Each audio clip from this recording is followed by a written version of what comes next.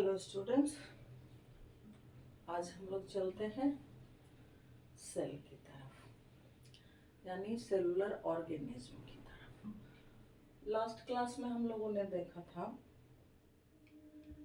All organisms are divided into two types according to cell structure, acellular या इसको non cellular भी कह सकते हैं, कंफ्यूज होने का नहीं है। ए सेलुलर या नॉन सेलुलर, और दूसरा हम लोगों ने देखा था सेलुलर। अब ए सेलुलर के एग्जाम्पल्स हो गए थे सारे वायरसेस, इसलिए इन्हें मैं छोड़ देती हूँ, इनका स्टडी तो अलग से करूँगी। अभी मैं चलती हूँ सेलुलर ऑर्गेनिज्म्स में। अब सेलुलर ऑर्गेनिज्म्स को भी डिवाइड कर दिया गया टू टाइप्स में। Cellular organisms are divided into two types या in two groups.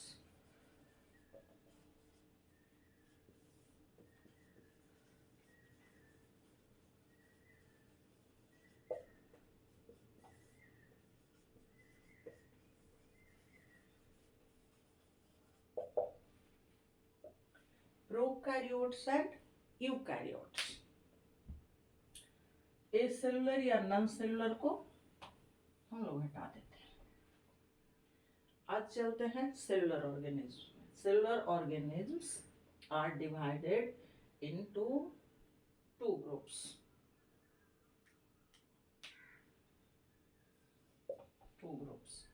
इसको दो ग्रुप्स में डिवाइड किया गया, प्रोकैरियोट्स एंड यूकैरियोट्स। अब समझना है सबसे पहले कि what is prokaryotes and what is eukaryotes. Prokaryotes का मतलब होता है वैसा ऑर्गेनिज्म्स जो सिंगल सेल का बना हुआ हो, बट उसका सेल कंप्लीट नहीं, नॉट ए कंप्लीट सेल। अब नॉट ए कंप्लीट सेल कैसा होता है और इनकम्प्लीट सेल कैसा होता है, पहले जरा सा इसको समझ लेना है। तो हम लोग थोड़ा पीछे चलते हैं, थोड़ा सा पीछे चलते हैं। सबसे पहले रॉबर्ट हुक ने क्या दिया, सेल, और सेल में उन्होंने क्या बताया, चैम्बर लाइक स्ट्रक्चर्स दिखे उनको, बी हाइव लाइक स्ट्रक्चर्स, यानी अलग अलग खाने का बना हुआ स्ट्रक्चर उनको दिखा, अलग अलग खाने का बना हुआ। इसका मतलब कि जो भी सेल है उसके बाहर कोई दीवार है जो एक दूसरे से बांट रही है, यानी सेल वॉल या सेल मेम्ब्रेन होना चाहिए सेल में, सेल वॉल या सेल मेम्ब्रेन या दोनों। सेल का कैरेक्टरिस्टिक्स रॉबर्ट हुक ने दिया कि सेल मधुमक्खी के छत्ते जैसा दिखा, यानी अलग अलग चैम्बर्स हैं उसके। तो अलग अलग चैम्बर्स का मतलब क्या हुआ, उसके बाहर कोई दीवार है, कोई मेम्ब्रेन है जो उसको बांटे हुए है, यानी फर्स्ट कैरेक्टरिस्टिक्स हुआ सेल का, सेल मेम्ब्रेन या सेल वॉल होना चाहिए। दूसरा, रॉबर्ट ब्राउन ने आपको बताया कि सेल में क्या होते हैं, न्यूक्लियस भी होते हैं, ये रॉबर्ट ब्राउन ने आपको बताया। तीसरा, परकिंजे ने क्या बताया आपको, प्रोटोप्लाज्म, यानी एक बेसिक लिक्विड सब्सटेंस, यानी तीन मेन कैरेक्टरिस्टिक्स हैं कंप्लीट सेल के, जिसमें सेल मेम्ब्रेन, प्रोटोप्लाज्म या साइटोप्लाज्म और न्यूक्लियस होना चाहिए, तो हम इसे कंप्लीट सेल कह सकते हैं। लेकिन स्टूडेंट्स, यहाँ हम लोगों ने देखा कि सेलुलर ऑर्गेनिज्म्स तो हैं, लेकिन इसमें बता रहा है प्रोकैरियोट्स एंड यूकैरियोट्स। अब प्रोकैरियोट्स में वो सारे ऑर्गेनिज्म्स आते हैं जिनके सेल तो हैं बट इनकम्प्लीट सेल है, यानी इसमें से कोई स्ट्रक्चर गायब है। अब कौन सा स्ट्रक्चर गायब है, न्यूक्लियस नहीं है उसमें। लेकिन यूकैरियोट्स जितने भी हैं सारे में वेल मेंटेन्ड न्यूक्लियस प्रेजेंट होते हैं। सेल मेम्ब्रेन होते हैं, न्यूक्लियस वेल मेंटेन नहीं होते, यानी न्यूक्लियस अच्छी तरह से बने हुए नहीं होते हैं। हम लोगों ने एग्जाम्पल में सेल के घर लिया था, तो घर जैसे ईंटे की घर बनी हुई है। अब एक रूम का घर बना हुआ हो या एक से अधिक रूम का घर बना हुआ हो, लेकिन ईंटे की बनी हुई है, लेकिन कोई अगर 2-4 बांस जमीन में गाड़ करके उसके ऊपर छप्पर डाल देता है तो उसको भी हम लोग घर ही कहेंगे। लेकिन कैसा घर है? वो घर हो गया प्रोकैरियोट वाला घर हो गया, यानी वेल मेंटेन्ड घर नहीं है। तो यहाँ हम लोग को बस इतना ही समझ लेना है कि सेल वॉल, न्यूक्लियस, प्रोटोप्लाज्म या साइटोप्लाज्म, सेल में साइटोप्लाज्म बोलते हैं या प्रोटोप्लाज्म भी बोलते हैं, दोनों में डिफरेंस हम लोग देखेंगे अभी। प्रोकैरियोट्स में वेल मेंटेन न्यूक्लियस नहीं होते, मेन स्ट्रक्चर, मेन डिफरेंस यही है। और यूकैरियोट में सारे स्ट्रक्चर बिल्कुल कंप्लीट होते हैं। तो यहाँ थोड़ा सा कैरेक्टरिस्टिक्स हम लोग प्रोकैरियोट्स का पहले देख लें, फिर यूकैरियोट में चलेंगे।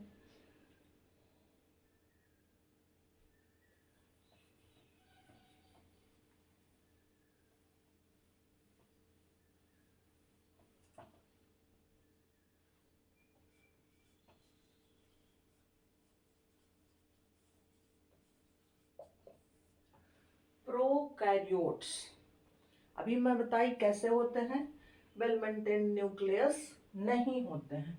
तो इसका कैरेक्टरिस्टिक्स पहले हम लोग लिख लेते हैं कि इसके क्या क्या लक्षण होते हैं, इसमें क्या क्या गुण होते हैं जिसके कारण इसको सेलुलर में भी अलग कर दिया गया, प्रोकैरियोट्स, और दूसरा हो गया eukaryotes. Prokaryotes means primitive, eukaryotes mean developed, improved cell.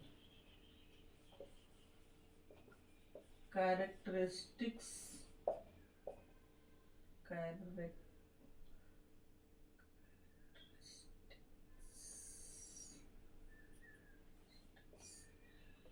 of prokaryotes।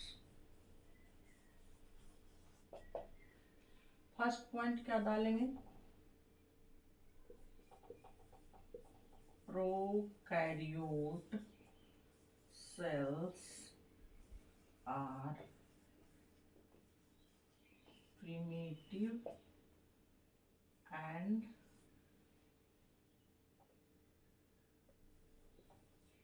not well defined nucleus। Second point क्या डालेंगे हम लोग?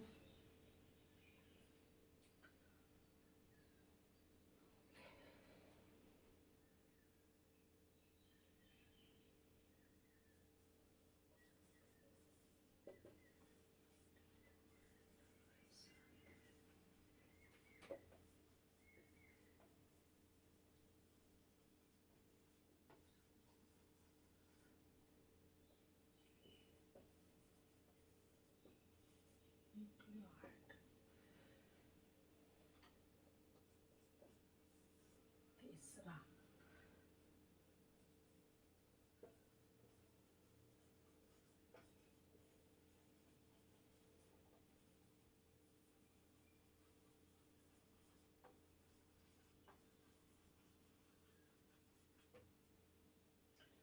अब देखिए इसको हम लोग समझ लेते हैं। मैं लिखी prokaryote cells are primitive and not well defined nucleus. Primitive means होता है प्राचीन, पुराना, यानी अच्छे से बने हुए नहीं हैं, पुराने हैं, बहुत पुराने हैं। और इसमें वेल डिफाइंड न्यूक्लियस नहीं होता, यानी न्यूक्लियस भी अच्छी तरह से बने हुए नहीं होते हैं। ये हमारा सेल है, ये न्यूक्लियस है, और ये हो गया साइटोप्लाज्म, ये है हमारा न्यूक्लियस। तो इस तरह से मेम्ब्रेन बाउंड न्यूक्लियस भी बने हुए नहीं होते हैं। न्यूक्लियस के नाम पे क्या होता है इसमें? कुछ डीएनए या आरएनए। अब डीएनए क्या है, आरएनए क्या है, आगे चलेंगे।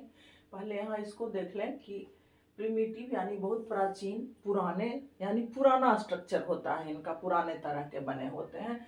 और न्यूक्लियस भी अच्छी तरह से मेंटेन नहीं होता है, यानी न्यूक्लियस इस तरह से होना चाहिए था, मेम्ब्रेन बाउंड होना चाहिए था, लेकिन ऐसा नहीं होता है।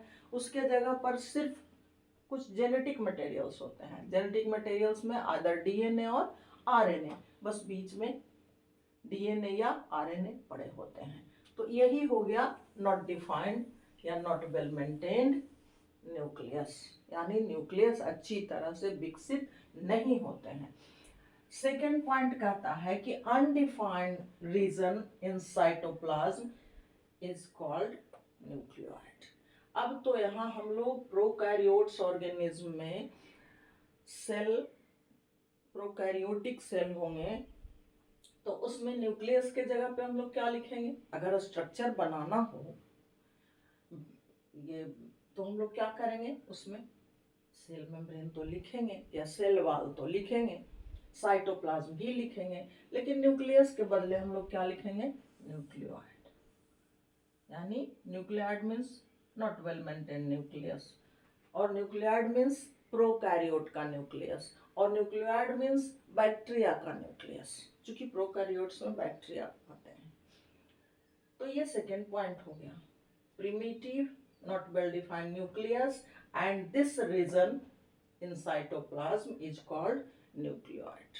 ये रीजन साइटोप्लाज्म में न्यूक्लियोइड के नाम से जाना जाता है, और वेल मेंटेन्ड है तो न्यूक्लियस के नाम से जाना जाता है, जो यूकैरियोट्स में होंगे।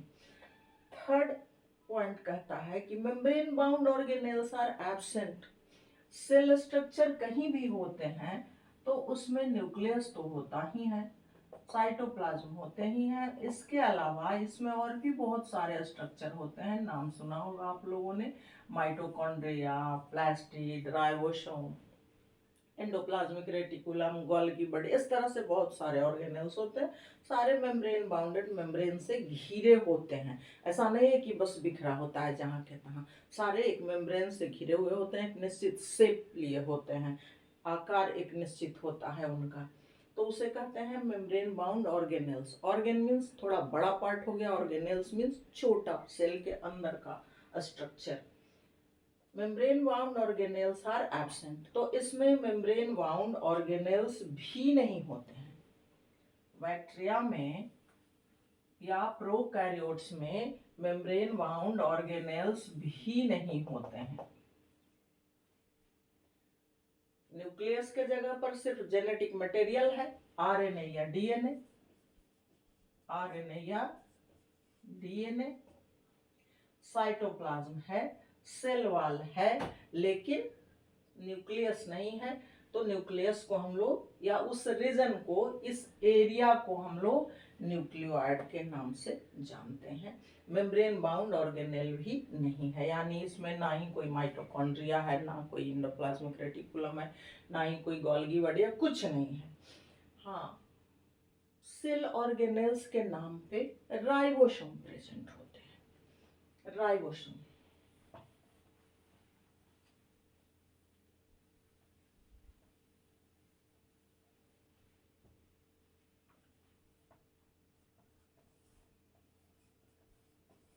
(70S) ribosomes are present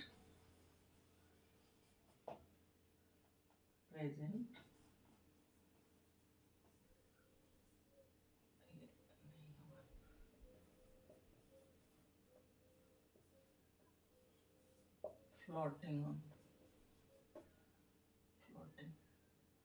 cytoplasm.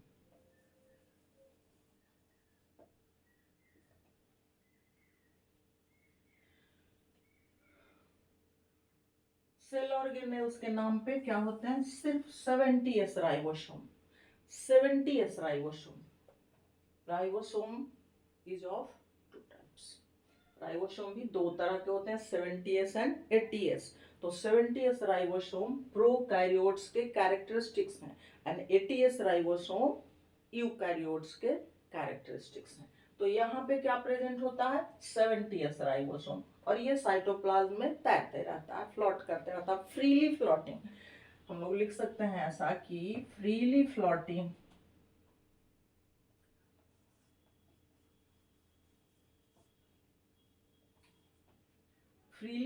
On the cytoplasm. चूंकि यूकैरियोट में हम लोग देखते हैं कि एंडोप्लाज्मिक रेटिकुलम के ऊपर भी राइबोसोम्स होते हैं, इसलिए उसको रफ एंडोप्लाज्मिक रेटिकुलम कहते हैं, स्मूथ पे नहीं होता है। लेकिन यहाँ कोई मेम्ब्रेन बाउंड ऑर्गेनेल्स ही नहीं है तो किससे चिपका होगा ये, इसलिए ये बिल्कुल फ्री होकर के साइटोप्लाज्म में 70s राइबोसोम्स तैरते रहते हैं।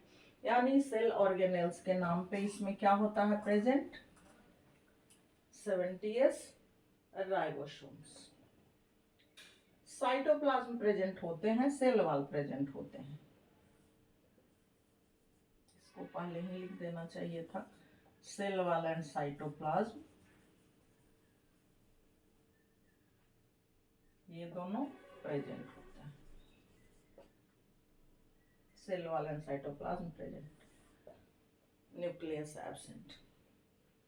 अब प्रोकैरियोट्स का कैरेक्टरिस्टिक्स क्या क्या हो गया, प्रिमिटिव सेल है, यानी पुराने तरह के सेल हैं, अच्छे से विकसित नहीं है, डेवलप नहीं है, और मूल रूप से न्यूक्लियस डेवलप नहीं है, उसके जगह पे कोई एक जेनेटिक मटेरियल्स या सर्कुलर डीएनए पाया जाता है, और उस रीजन को हम लोग क्या कहते हैं, न्यूक्लियोइड रीजन कहते हैं या न्यूक्लियोइड कहते हैं उस स्ट्रक्चर को। Membrane bound cell organelles absent होते हैं। अब membrane bound cell organelles absent होते हैं तो सिर्फ एक सेल ऑर्गेनेल्स 70s राइबोसोम इसमें प्रेजेंट होता है, जो कि सरफेस पे साइटोप्लाज्म के सरफेस पे फ्रीली फ्लोटिंग करते रहता है, स्वतंत्र रूप से तैरते रहता है, किसी से अटैच नहीं रहता है। सेल वॉल साइटोप्लाज्म तो प्रेजेंट ही होते हैं।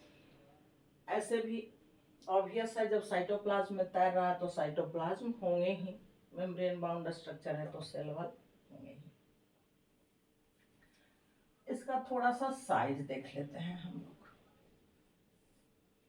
साइज में इसका हो जाएगा size smaller, size smaller, the smallest नहीं है, द स्मॉलेस्ट हम लोग को आगे मिलेगा, सबसे छोटा ऑर्गेनिज्म क्या है और सबसे बड़ा क्या है। ये छोटा है, बहुत छोटा है, लेकिन स्मॉल नहीं, उससे भी छोटा है, स्मॉलर है, स्मॉलेस्ट नहीं है। इसका साइज होता है 0.125 माइक्रोमीटर। 0.1 से लेकर के 5 माइक्रोमीटर या माइक्रोन भी आप कह सकते हैं, इतना सूक्ष्म होता है, लेकिन फिर भी द स्मॉलेस्ट ऑर्गेनिज्म हम इसे नहीं कह सकते, स्मॉलर में ही आता है। ये इसका साइज हो। अब हम लोग देख लेते हैं थोड़ा सा, ये 70s राइबोसोम क्या है, what is 70s ribosome. Characteristics आपको समझ में आ गया 4-5। अब 70s राइबोसोम में चलते हैं हम लोग। मैं अभी बताई कि 70s और 80s दो तरह के राइबोसोम होते हैं। एस यूनिट है, किसी भी चीज की यूनिट, जैसे हम लोग चावल खरीदते हैं तो कैसे केजी है, दूध खरीदते हैं कैसे लीटर है, सोना खरीदते हैं कैसे मिलीग्राम है, या पुराना उसका यूनिट है भर, कैसे भर, अब कैसे ग्राम से आ जाता है, तो ग्राम है, किलो है, लीटर है, ये सब जैसे यूनिट है, वैसे ही एस यूनिट है राइबोसोम के माप का, पैमाने का। इसे भी हम लोग आगे पढ़ेंगे डिटेल में, अभी बस इतना ही जानना है। तो 70s राइबोसोम क्या है और 80s राइबोसोम क्या है। 80s यूकैरियोट्स में होते हैं, 70s प्रोकैरियोट्स में हमको मिल रहे हैं। अब ये राइबोसोम जो है ये भी मेम्ब्रेन बाउंड ऑर्गेनेल्स नहीं होते हैं, एक मेम्ब्रेन से घिरे हुए नहीं होते हैं। राइबोसोम जो भी हो, 70s हो या 80s हो, इनके दो पार्ट्स होते हैं, लार्ज एंड स्मॉल, दो पार्ट्स मिलकर के राइबोसोम बने होते हैं। 70s में 50s प्लस 30s, ये लार्ज हो गया और ये स्मॉल हो गया। 50s हो गया उसका लार्ज वाला पार्ट और 30s हो गया स्मॉल पार्ट। ये दोनों मिला करके 70s राइबोसोम बनते हैं। आप कहेंगे 50 + 30 80 होता है। हाँ होता है, लेकिन इस तरह से इनका माप नहीं है। इनके स्ट्रक्चर के अकॉर्डिंग इसका माप होता है। और इसका स्ट्रक्चर यूकैरियोट जब हम लोग पढ़ने लगेंगे तो सेल ऑर्गेनेल्स अलग अलग पढ़ेंगे और वहां पे इसका डिटेल स्ट्रक्चर हम लोग पढ़ लेंगे। लेकिन अब ये 70s राइबोसोम यहाँ क्यों प्रेजेंट होता है? क्योंकि प्रोटीन सिंथेसिस करता है, राइबोसोम प्रोटीन सिंथेसिस करता है, तो आरएनए भी प्रेजेंट होंगे। तो आरएनए या डीएनए तो इसके सेंटर में मिल ही रहे हैं, न्यूक्लियोइड रीजन जो है वहां पे, और राइबोसोम भी मिल रहे हैं तो यहाँ प्रोटीन सिंथेसिस आराम से हो जाता है और इसीलिए ये इन्फेक्ट भी आराम से कर लेते हैं। ये छोटा सा स्ट्रक्चर है, छोटा सा ये ऑर्गेनिज्म है, लेकिन काम तो कमाल का है इसका। बैक्टीरिया का या फिर नॉन सेलुलर में चले जाइए वायरस का, काम तो बहुत ज्यादा भयंकर भयंकर करते हैं। जितने भी डिजीज हैं इन्हीं लोग के जिम्मे हैं, और भी है, प्लस एंटीबायोटिक्स मेडिसिन भी इन्हीं लोग के जिम्मे है। फूड एंड बेवरेज भी बहुत सारे ये बैक्टीरिया वायरसेस से मिलकर ही बनते हैं, वैक्सीन्स बनते हैं। तो चलिए 70s 50s + 30s राइबोसोम होता है और 80s यूकैरियोट का है। यहाँ पे 70s राइबोसोम ही मिलेंगे। ये लार्ज यूनिट है और ये स्मॉल यूनिट है।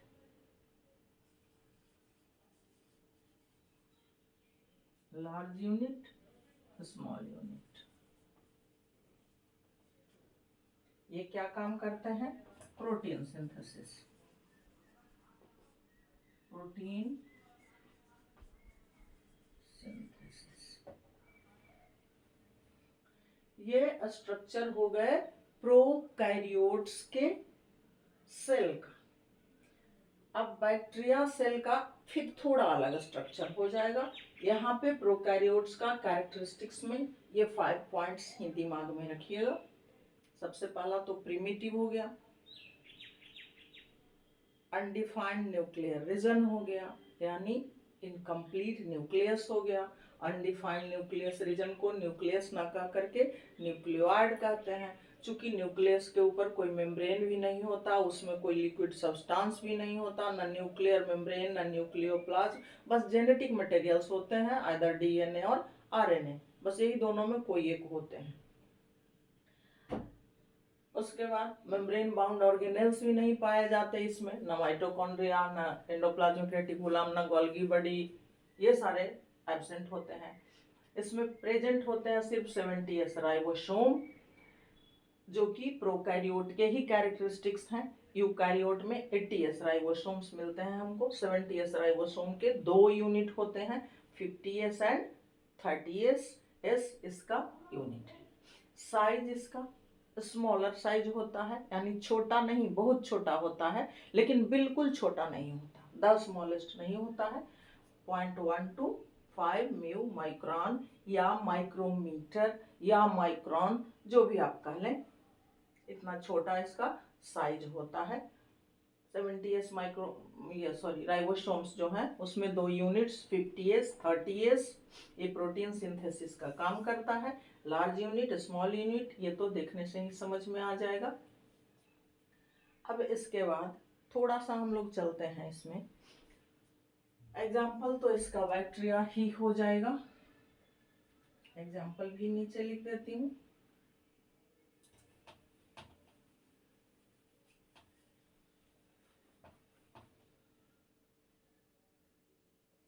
इसका एग्जाम्पल ऐसे कॉमनली बैक्टीरिया ही लेते हैं, या है ही बैक्टीरिया ही।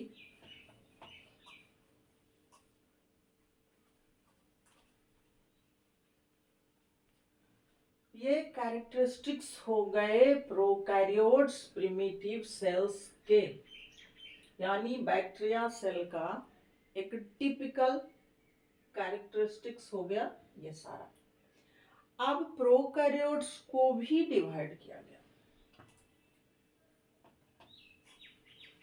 प्रोकैरियोट्स को भी 2 ग्रुप्स में डिवाइड किया गया।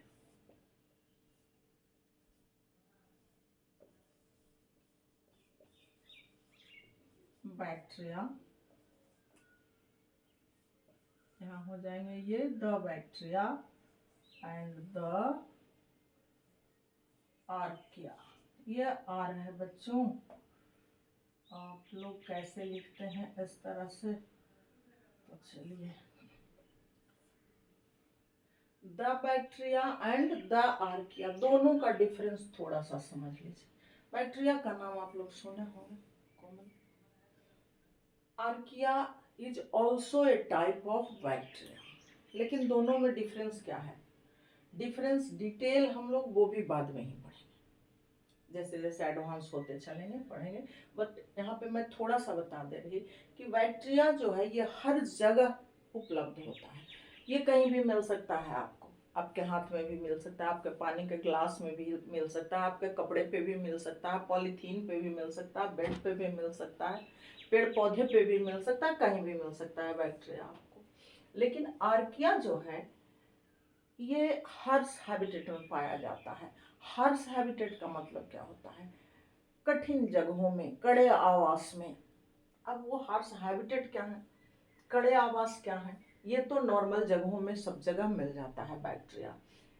ये आर्किया भी बैक्टीरिया का ही ग्रुप है, लेकिन ये वैसे एक्सट्रीम कंडीशंस में मिलते हैं, जैसे गर्म जल के झरने, तो वहां पे ये नॉर्मल बैक्टीरिया सरवाइव नहीं कर पाएगा, लेकिन जो बैक्टीरिया वहां पे सरवाइव कर जाते हैं वो आर्किया ग्रुप के होते हैं। या फिर पोलर रीजन में, बिल्कुल बर्फ में, हैलोजेंस में, जहां मीथेन गैस का उत्पादन दलदली जमीन में होता है, तो ऐसे जगहों में कहने का मतलब कि बिल्कुल एक्सट्रीम कंडीशंस में, जहां बहुत कड़े कंडीशंस हैं, जहां नॉर्मली सरवाइव नहीं कर सकते हैं ऑर्गेनिजम्स, वहां पे जो बैक्टीरिया सरवाइव कर लेता है that's called archaea. Both are bacteria, दोनों बैक्टीरिया ही हैं, but according to habitat they are divided into 2 groups, the bacteria and the archaea. अब हैबिटेट जब अलग अलग है तो सोच लीजिए फिर उसका बॉडी स्ट्रक्चर भी अलग होगा, बॉडी स्ट्रक्चर भी अलग होगा। अभी गर्मी में कम कपड़े पहन करके जरा फैन चलाओ, जरा एसी चलाओ, जरा कूलर चलाओ में हम लोग रहते हैं, ठंड में क्या करते हैं, जरा स्वेटर पहन लो, जरा उस पर से शॉल भी लाओ, जरा रूम हीटर भी चला दो। तो आर्किया के साथ भी वही स्ट्रक्चर है। सेल वॉल जो है वो दोनों में अलग अलग तरह का है, इनका नॉर्मल सेल वॉल है और इनका सेल वॉल इससे डिफर करता है, जो कि किसी भी ये एक्सट्रीम कंडीशंस में सरवाइव करने में उनको प्रोटेक्शन दे सके। तो ये हो गया प्रोकैरियोट्स का, बैक्टीरिया और आर्किया 2 ग्रुप्स, दोनों ग्रुप्स को हम लोग अलग अलग देखेंगे। और नेक्स्ट क्लास में बैक्टीरिया फिगर के साथ हम लोग डिटेल में देखेंगे। फिगर में थोड़ा लंबा टाइम लगेगा, इसलिए आज यहीं पे मैं छोड़ रही हूँ। ओके।